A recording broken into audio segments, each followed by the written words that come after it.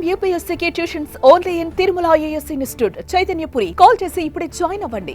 భద్రాచలం పట్టణంలో rescue operation ముగిసింది. దాదాపుగా 40 గంటల తర్వాత శిథిరాల కింద చిక్కుకున్న మేస్త్రి ఉపేందర్ మృతదేహాన్ని వెలికితీశారు. దీంతో ఎటువంటి ప్రభుత్వ అనుమతులు లేకుండా నిర్మిస్తున్న G+5 భవనం కుప్పకూలిన ఘటనలో మృతుల సంఖ్య 2కు చేరింది.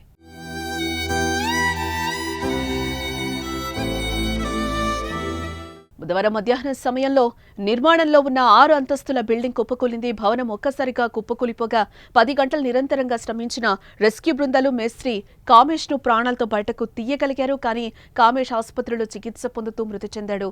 అనంతరం 40 గంటల తర్వాత మరో మేస్త్రి ఉపేందర్ మృతదేహాన్ని శిథిలాల నుంచి వెలికితీశారు.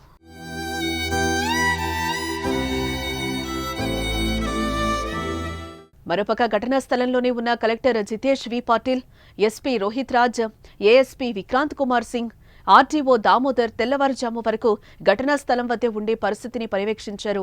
మరోవైపు ఘటన జరిగిన టైంలోనే చనిపోయిన తాపీ మేస్త్రి పడిశాల ఉపేందర్ రావు ఆచూకీ తెలియకపోవడంతో అతడి కుటుంబ సభ్యులు గోదావరి బ్రిడ్జి సమీపంలో జాతీయ రహదారిపై రాస్తారోకోకి దిగారు. విషయం తెలుసుకున్న పోలీసులు నచ్చచెప్పడంతో ఆందోళన విరమించారు.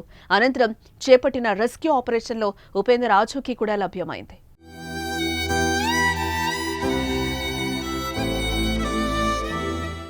ప్రత్యక్ష సాక్షులు, ఇంటి యజమానుల సమాచారం మేరకు బిల్డింగ్ కూలిన సమయంలో ఇద్దరే పనిచేస్తున్నారని తెలియడంతో ఆపరేషన్ ముగిసినట్లయింది. అయితే ఇంకా ఎవరైనా ఉండుంటారా అనే కోణంలో ఇంకా రెస్క్యూ బృందాలు శిథిలాలను పూర్తిగా తొలగిస్తున్నారు. ఇప్పటికే అక్రమంగా బిల్డింగ్ నిర్మిస్తున్న ఇంటి యజమాని శ్రీపతి శ్రీనివాస్, అతని భార్య పోలీసులకు లొంగిపోయారు.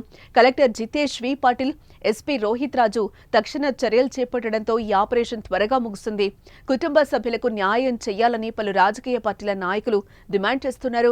మరోపక్క ప్రమాదానికి కారణమైన శ్రీపతి ఫౌండేషన్ నిర్వాహకులు శ్రీపతి శ్రీనివాసరావుపై క్రిమినల్ కేసు పెట్టాలని, మృతుల కుటుంబాలకు కోటి పరిహారం, కుటుంబంలో ఒకరికి ప్రభుత్వ ఉద్యోగం ఇవ్వాలని రాజకీయ ప్రజా సంఘాల నాయకులు డిమాండ్ చేస్తూ ఆందోళన చేపట్టారు.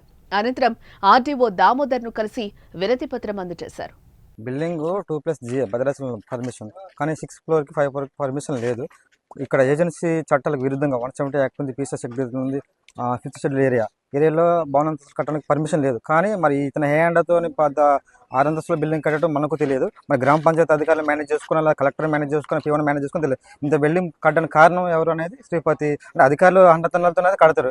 మరి ఇంత పలుమార్లు బిల్డింగ్ పైన ఆదివాసీ సంఘాలు కానీ, గిరిజన సంఘాలు కానీ, అటు గ్రామ పంచాయతీ అధికారికి మనం ఈ విరమించుకున్న ఇట్లా భద్రాచలంలో భవనంతస్తులు కట్టడానికి వీళ్ళు విరమించుకున్నా కానీ మరి ఎతన చేసుకుని కట్టినా తెలియట్లేదు. పర్మిషన్ అయితే లేదు.